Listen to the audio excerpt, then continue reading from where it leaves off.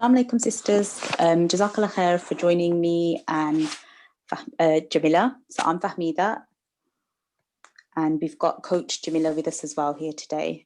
Assalamu alaikum, everyone. Yes, so I'll start off with the dua. إن الحمد لله نحمده ونستعينه ونستغفره ونعوذ بالله من شرور أنفسنا ومن سيئات أعمالنا من يهده الله فلا مضل له ومن يضلل فلا هادي له وأشهد أن لا إله إلا الله وحده لا شريك له وأشهد أن محمدا عبده ورسوله رب اشرح لي صدري ويسر لي أمري واحلل عقدة من لساني يفقه قولي.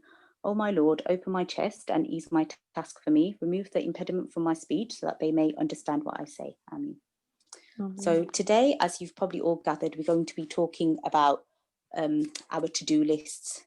And I'm sure every person has a to-do list. So if you have a to-do list, can you just say yes or raise your hand?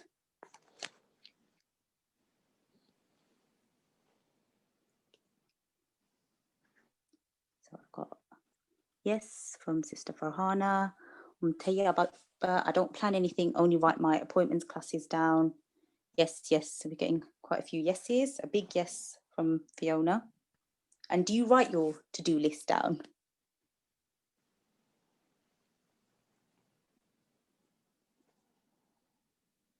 Yes. Yep. I thought so. I thought there's going to be lots of yeses.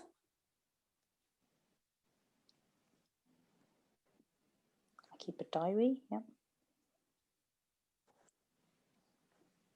Okay. And would you like to share what's on your typical to-do list? So what kind of things are on your to-do list?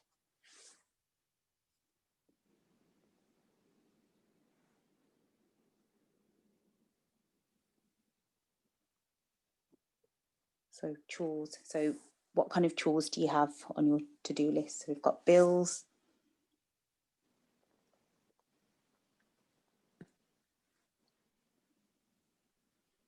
I write everything down generally, but sometimes I don't know. A day is going to be normal. Work things, house chores, appointments, work-related stuff, studying timetable, everything from making the beds to making lunches for the kids, what I'm going to cook. Wow, mashallah, your to-do list must be really long, Monica. Kids stuff, house chores.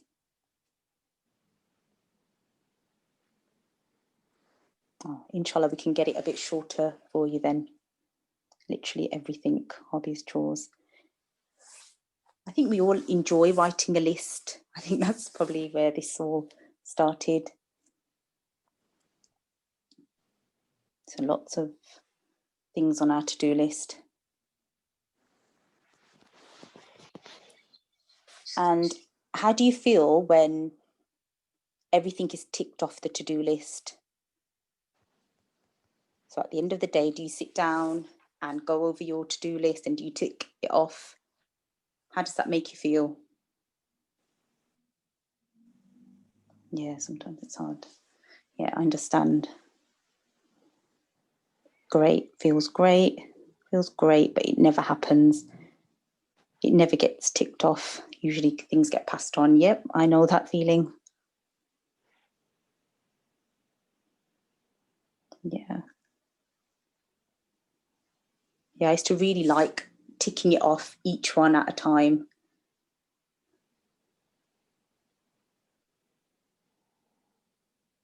Yeah, never ending. It's always that way. And so some of you sisters have said that very often you can't tick everything off. So how does that feel when you're not able to tick everything off the to-do list and you've got jobs that are left over? Yep, never ending laundry. That's right. So like you're failing. Yeah, I really resonate with that. Sometimes disappointing.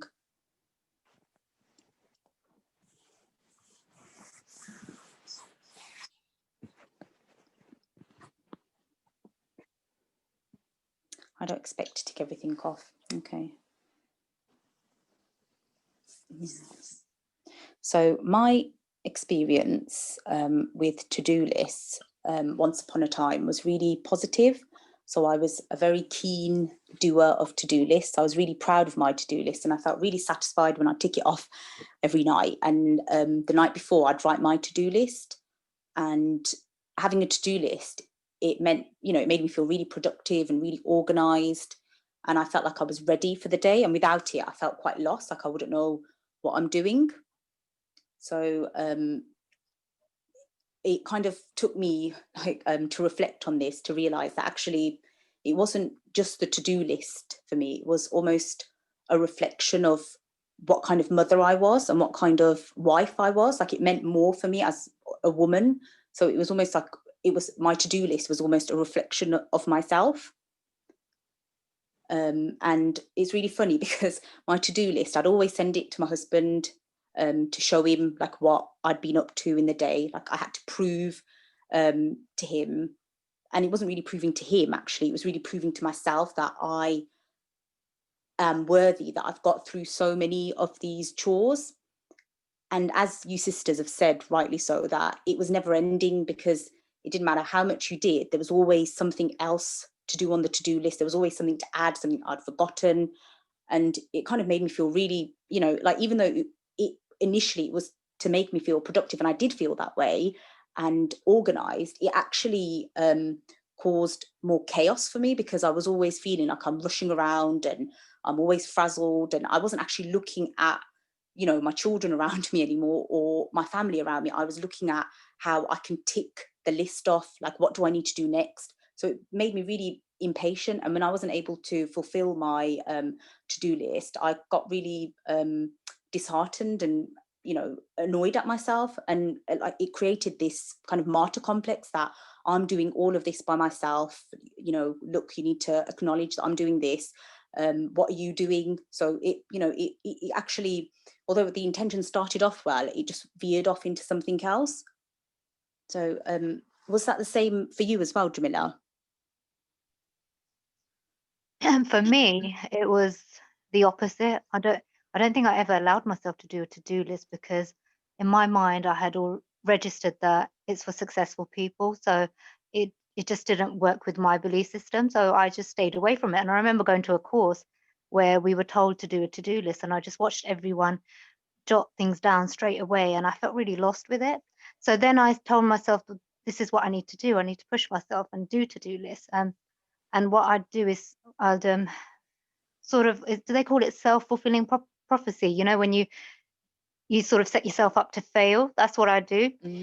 So I'd Yeah. write the longest list in the world, something that normal people couldn't even accomplish in a day, and then I'd tell myself, well, there you go. See, you couldn't do it, and there's no point. So you might as well just. Mm. So I would throw the towel in straight away, and every time, another year would go by, I'd try it again, and it was the same pattern. So I just stayed away from it. And I think when I met you, Fahmid, it was really interesting, because I knew the to-do list was really important to you, and that just backed up my story that, oh, there you go, she's a successful person and she does to-do lists, and that's for those kind of people. So It's so funny, that is.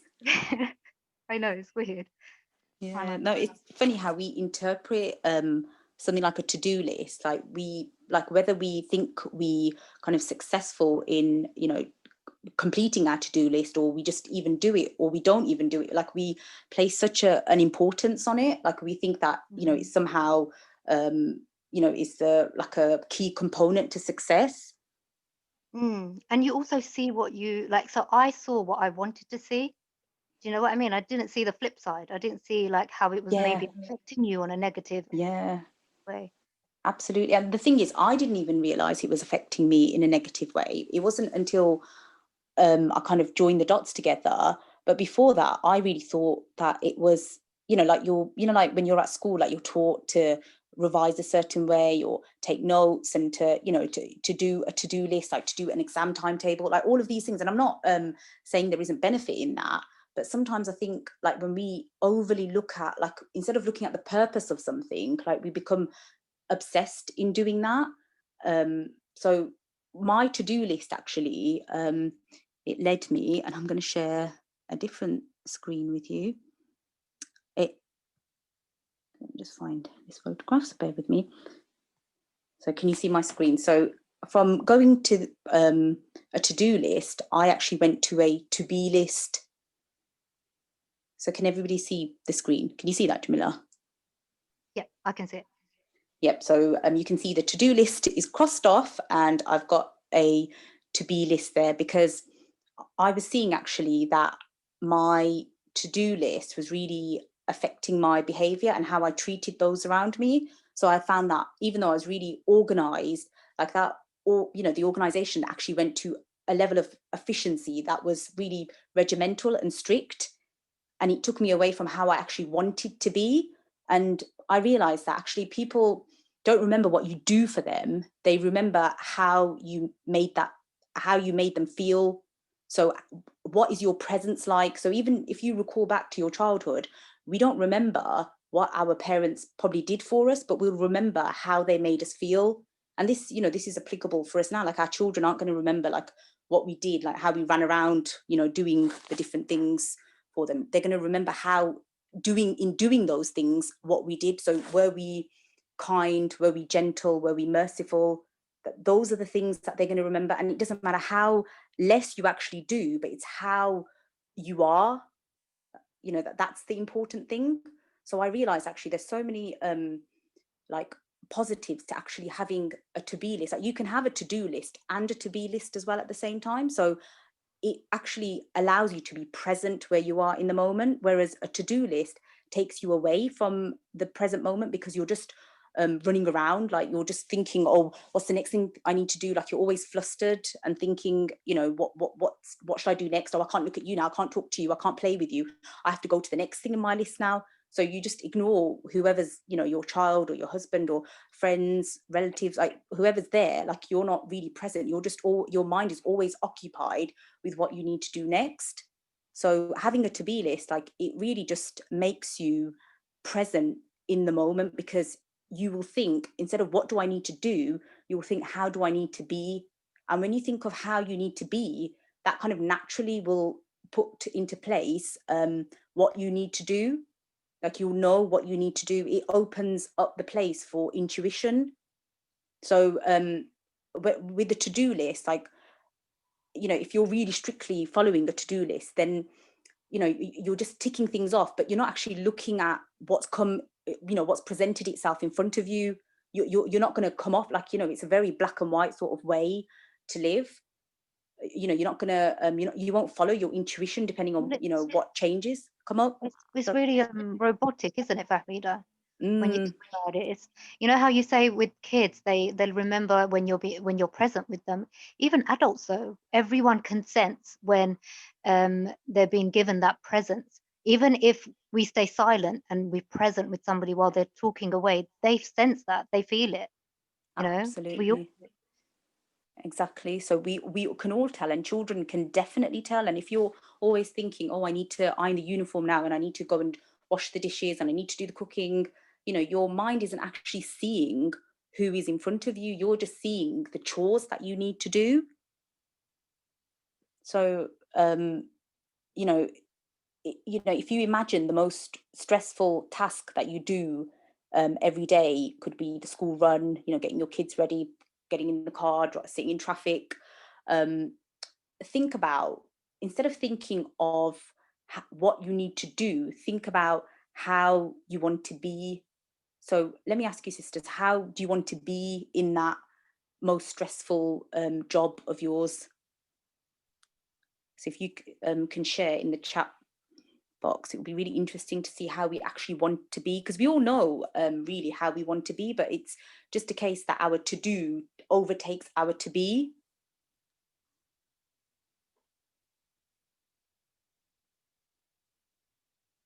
Calm, yeah. I want to be happy and stress-free. Absolutely.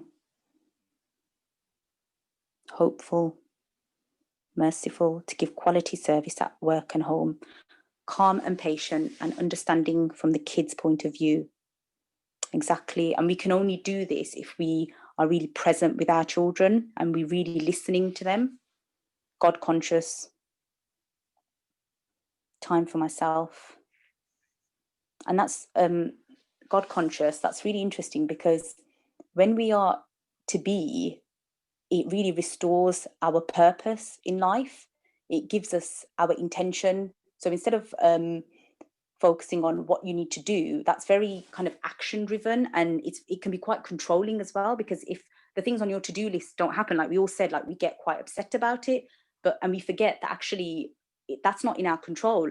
The only thing that we have control over is our intentions and attitudes, and which is basically how we want to be.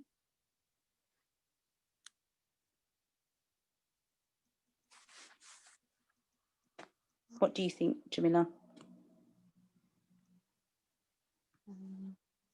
Sorry, am I mute? Oh, I thought I was muted. Yeah. Sorry, I've gone a bit blank. No, that's fine. So did you want to invite people on to talk, or so are we able to break out then today? I think Tahmina's going to do, isn't it? Yes, Tahmina? isn't it? Yes, I think I can. I've just taken over the host. I should be able to, inshallah. Just give me a minute. Yep, that's fine. So how does that sound to you, sisters, about a to-be list rather than a to-do list? And don't get me wrong, I know, as busy women, that we all have so many jobs to do, and that's okay. Like, we can have a to-do list, but what I'm saying is to focus on how we want to be, because when we focus on how we want to be, then our to-do will come into balance. Like, it won't overtake our sense of who we are and how we treat those closest to us. It wouldn't just be our body that's kind of like rushing around doing all these jobs and tasks. A to-be list is really for your mind and your soul as well. So it's almost like then every act that you do you can convert it into an act of ibadah, because you're more aware of how you want to do that act. Yeah, this is what I was going to say, Fahmid. It's not just for our body. When we focus on a to-be list, it's for everything. It's for our soul, our mind, emotionally. Everything is being catered to, whereas in a to-do list, it's like you probably feel like you're a hamster on a wheel, just trying to meet the next task every time, and then you don't feel fulfilled from that. Exactly. And to be honest, like, even not just in day-to-day tasks, but this to do can really seep into our like quality of worship as well, because for example, in Ramadan, I remember a few years ago, like, I would get a daily kind of to-do list of what to do. So praying, Salatul Duha, reciting a chapter of Quran every day, remembering to do the Adhkar, doing Salatul Duha, like all these different things. And it's again ticking it off on a to-do list, but how much like presence do we have in that? It becomes just to do rather than to be. And if we recite one ayah with kind of reflection and contemplation, and it changes our life, then that's better than reciting so much. So it's in any aspect of our life.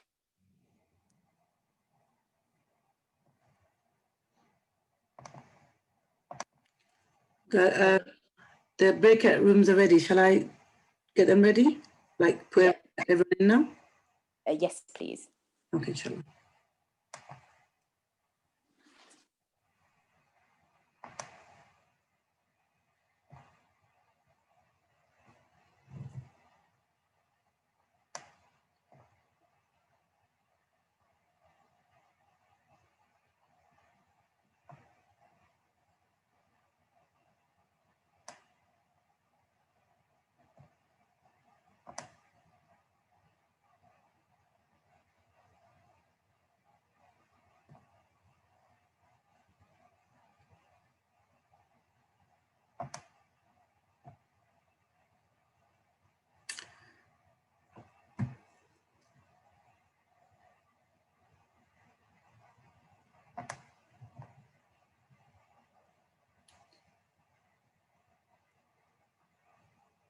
When we're young, we're just so desperate for people's not attention, but just to sort of tick the boxes and make people happy, because we're all givers in our own way. You know what I mean?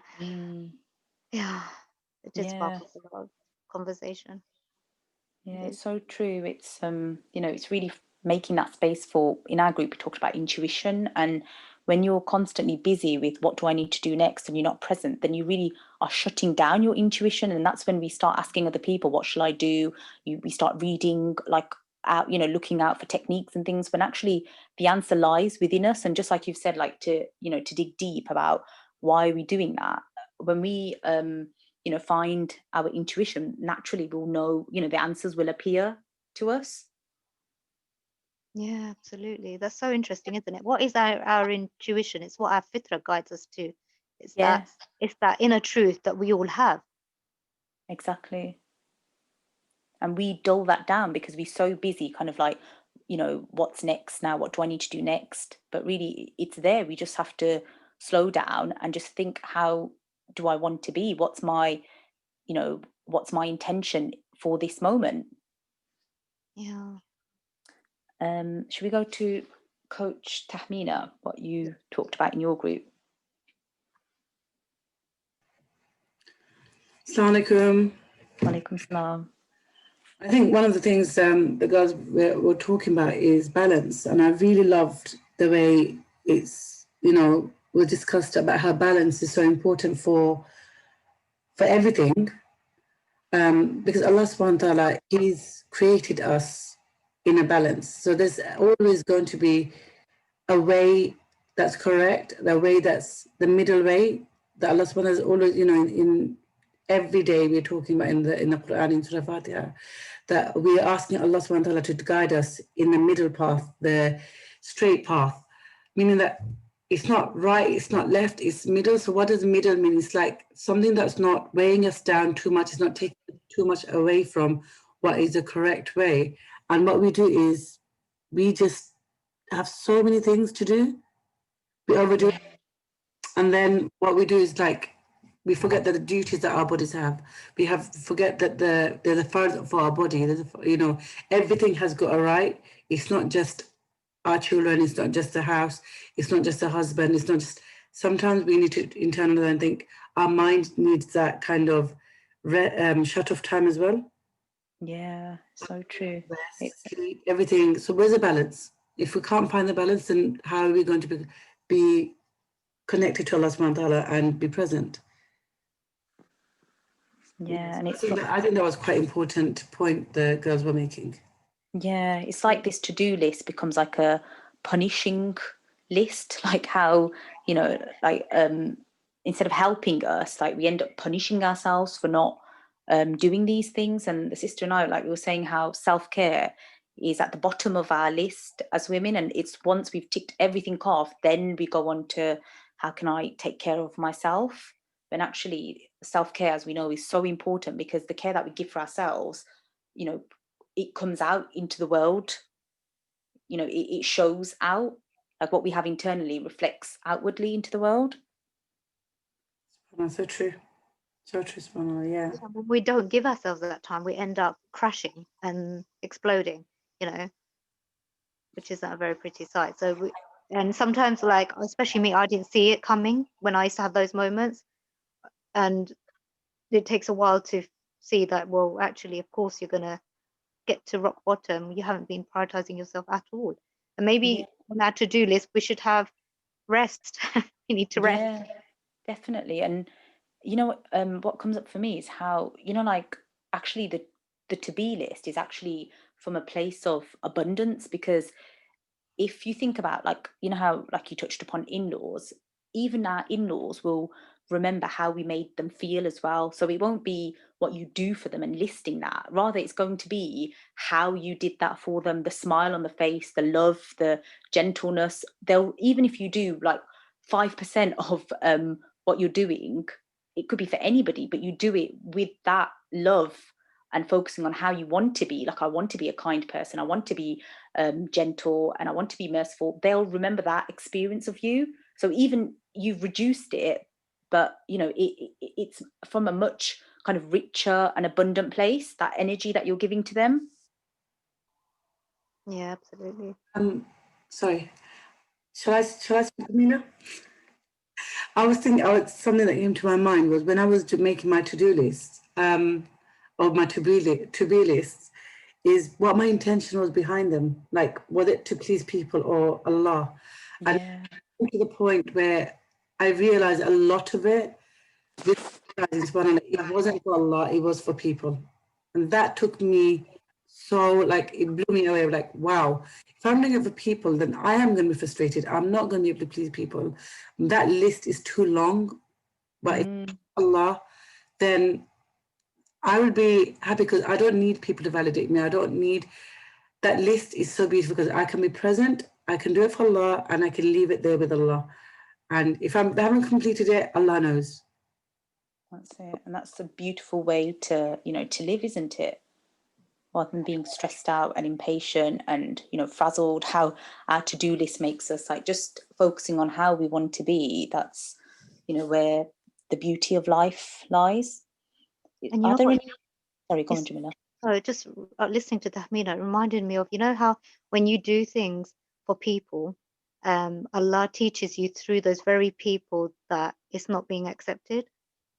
Does that make any sense? Like, you'd be trying really hard to please certain people, your in-laws or whatever, and there's still, it's never enough. It's never good enough. There's always more complaints. And what I realized is because your heart is there and it's not with Allah, Allah uses that means to show you that it's not being accepted. But the minute you do it for Allah, Allah will show you through the same people how accepted it is. And it could be the tiniest thing. I've really experienced that, like something that I wouldn't even class as something. It was literally nothing. But because I didn't do it for a person or for anyone in the world, it was just, my common courtesy. I did it for the sake of Allah. I didn't even think about it. I was getting praised and all this attention came to me, and I just couldn't make sense of it because I thought for that very same person for years I've done so many acts of service, so many nice things, and she's never noticed it. The minute I didn't do it for her, I did it for Allah. I didn't realize that at the time, but when I reflected afterwards, I realized, and someone told me that, when you do it for Allah, Allah will use those people to show you that He is pleased with you. SubhanAllah, it's so amazing, isn't it? How our life becomes easier when we do things for Allah in so many ways. Yet we, make it challenging. Are there any other sisters that would like to unmute themselves and share anything?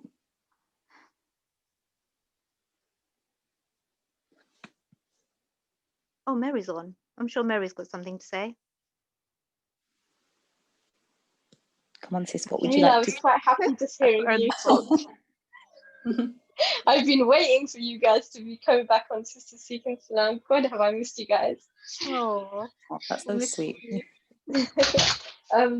Yeah, no, we had a really good chat actually. It was me and Sister Fiona, and she was just saying that she doesn't have any problems being present, obviously, unless you're kind of overwhelmed. And it was a really good discussion because I think at some point in our lives we all do get overwhelmed, because I completely agree with Jamila. Like, I'm one of those people that never had a to-do list because that's for organized, productive people, and I'm not one of them. So, good, successful people. So definitely not one of them.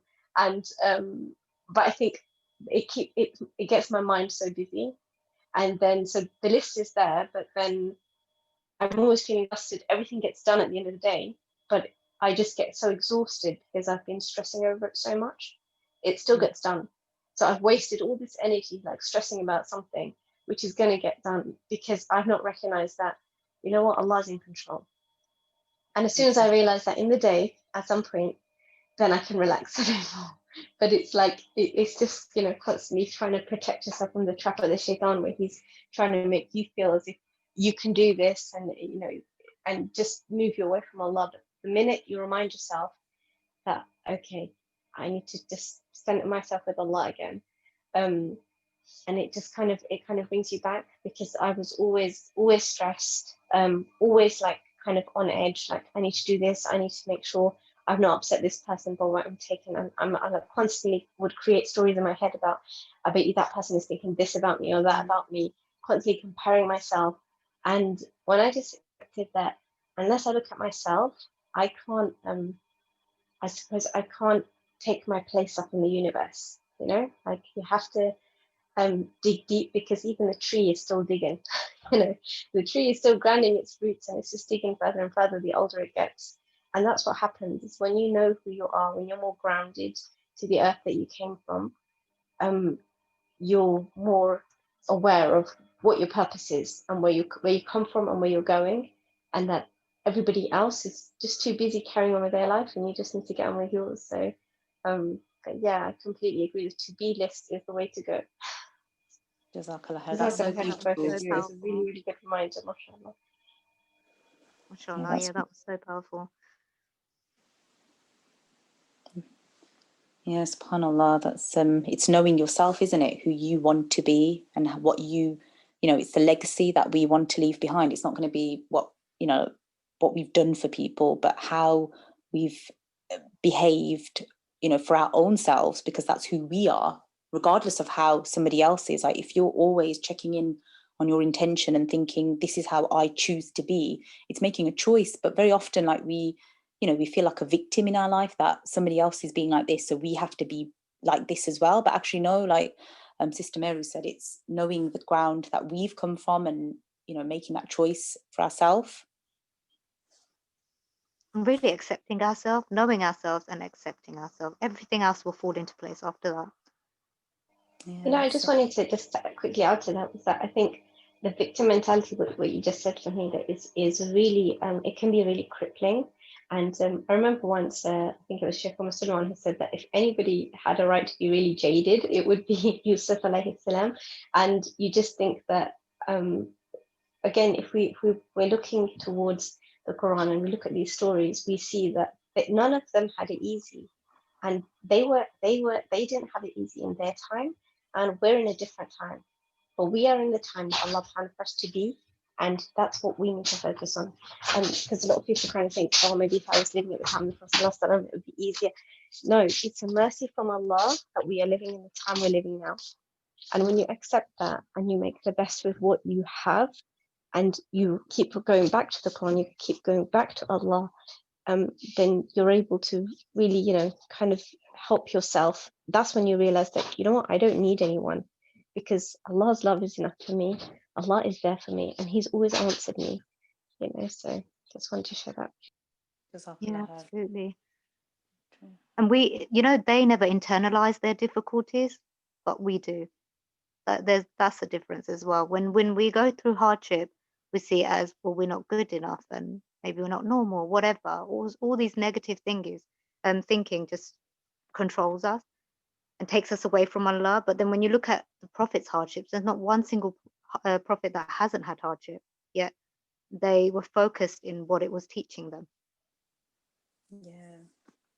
So regardless of what was happening, whatever's happening to us, it's how we, you know, how we choose to be throughout even the hardship as well. Not just in the ease, but making that choice in the difficulties.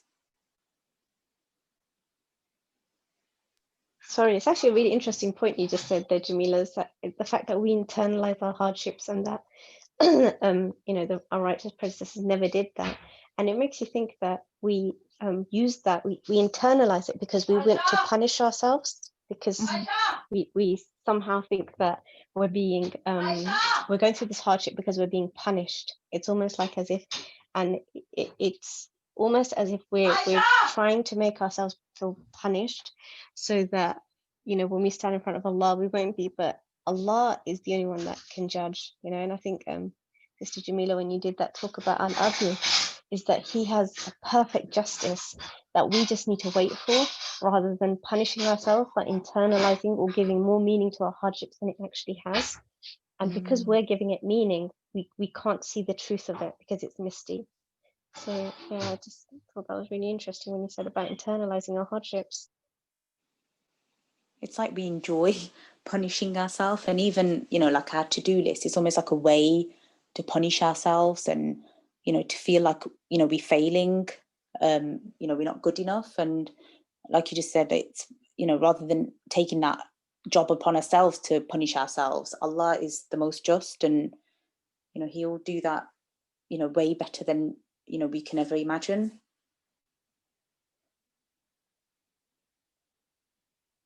So Jamila, would you like to say anything before we end, or? Well, Dr. Amina's back on. I'm sure she can intervene here. Where is she? Is she on here? I'm back. Assalamu alaikum. Yes, I'm back. Well, But I'm gonna throw you nice deep. to hear you, Dr. Amina. sorry about the late appearance. But no, go ahead, Jamila. Love to hear from you. I don't do good when I'm put on the spot, but yeah, I think I've said it all. I'm getting nervous now. No, alhamdulillah. I think we covered a lot. This topic has definitely brought up a lot of things for people, and I knew it would be an interesting topic. So good on you, Fahmida, for your insight. Alhamdulillah, it's something that, changed my life. Like, I just, it really makes me reflect on how I want to be rather than what I want to do. Like, I always lived focusing on, the results, like what can I do at the end? What do I want to achieve at the end? But that result isn't with me. It's just accepting and letting go of, what I can't control. And the only thing I can control is just, myself. So what is your to-do list now? Is it empty? No, so I do a to-do list. I haven't completely let it go, but it's very loose. And I, if I can do it, I can do it. If I can't, then I won't. But I think we all know, like how we spoke about intuition, we all know what we have to do, but it's something about getting it down on pen and paper. It's that feeling of feeling really accomplished. I think that's what it is. And it's asking ourselves, like, why does our accomplishments come from this list when actually, like, when it's to be, if you focus on your to be, and that's always at the top of your list, then you're always going to be winning, because no matter how little you do in your day, if you've been kind to in every interaction, then you've won that day. That's a triumph in itself, even if you did nothing else. Yeah, and I think there's nothing wrong with the to-do list, but we just got to be in balance, and we need to now create a new list, which is a to-be list, and focus on that as well, which will, like the real deep stuff is going to go on there, the stuff that we really want to make, bring about change in our life. That's going to be on our to-be list, isn't it? So inshallah, we'll have some inspiration to work on that and be more in balance with our to-do list. I'm going to start doing one because I have recognized the goodness in it. So inshallah, I will start that. I've actually, I was telling Jamila, actually, I don't have a to-do list. I abandoned that. But I now have a done list. So I'm the sort of person that will really be hard on myself, like, oh, I haven't done anything, I haven't done this, and I haven't done that, and I really, oh gosh, when was the last time I did that? I bet I haven't done it. It's so overdue. And what I slowly have realised is actually I do a fair bit, but I obviously forget, and there's no record of it. And so what I've started to do is actually I'll put a done list. So I'll put it on my schedule that I've done that. And then, so if I've been doing this for the last 4 weeks. So now little things, you might laugh at me. Look, I can see now when I've hoovered my room, and it's a lot more often than I gave myself credit for. And that's so interesting, because me and you are on the opposite scale, aren't we, Amina? Yeah, so maybe I need to start with the done list. And that's working better for me. And actually, I'm like, oh, actually, 3 days have gone, and maybe I do need to hoover that room or just wipe that. And so I'll do it. But before it was like, oh, I bet I have, I'll see something and I'm like, I bet I haven't done it for days. But actually, that wasn't the truth. It was just because I'm a poor historian and I don't remember. But because I've got a done list now, I can say, oh, actually, no, I did wipe it then. And so I'm not that out of schedule. Or does that make sense? So, yeah. So you stop beating yourself up about it. Yeah. And I sort of, and now I've got lots of ticks because I've actually done it. And if I don't do it, it's okay, because I only did it a couple of days ago. So you've or 3 always days done ago. a lot more than you've recognized. So now you're seeing it. Is it having a positive effect where you just want to continue that or do more? Yeah, definitely. Because I think what happens to a lot of us is we beat ourselves up. When that to-do list is not ticked off, or that we think that we're not performing as well as we should, we just give ourselves such a hard time. And when we're feeling so bad, why would we be inspired to do more? It becomes such a drag then. And then we go into this, right, I have to prove myself to myself, and it becomes such a drag. But it's not, like you were saying, Fahmida, it's not working from a place of being. It's this constant doing. So so far, like I said, the last 4 weeks, it's the done list is working for me. So let's see how it goes. So others might want to try that. Yeah, I think everybody's so different, aren't they? I think it's, what works for different people. And I think for me, because I've always been like I need to keep on top of it, like of everything.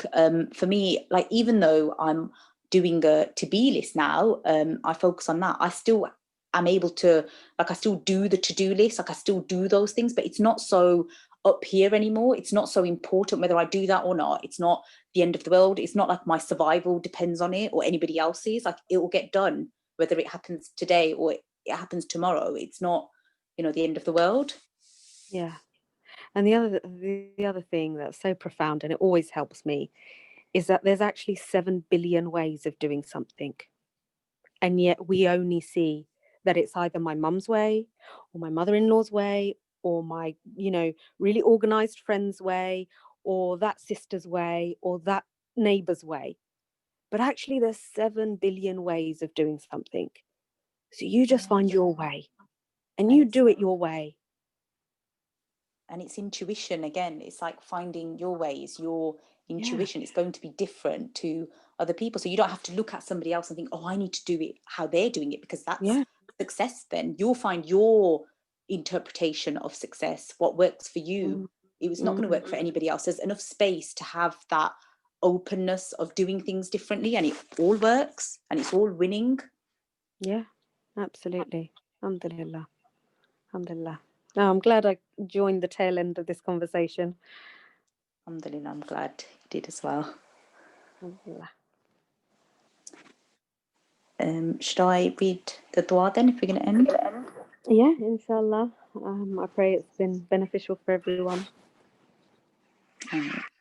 سبحانك اللهم وبحمدك نشهد أن لا إله إلا أنت نستغفرك ونتوب إليك. Okay, Jazakallah khair, sisters, for joining us. Really had a nice time chatting with you all, mashallah, and it'll be nice to see you back again next week with another coach, inshallah. Right, assalamu alaikum, sisters. Yeah, have a good evening. Wa alaikum assalam. Jazakallah khair. Assalamu alaikum. Take care, everybody. Thank you. You're welcome. Assalamu alaikum.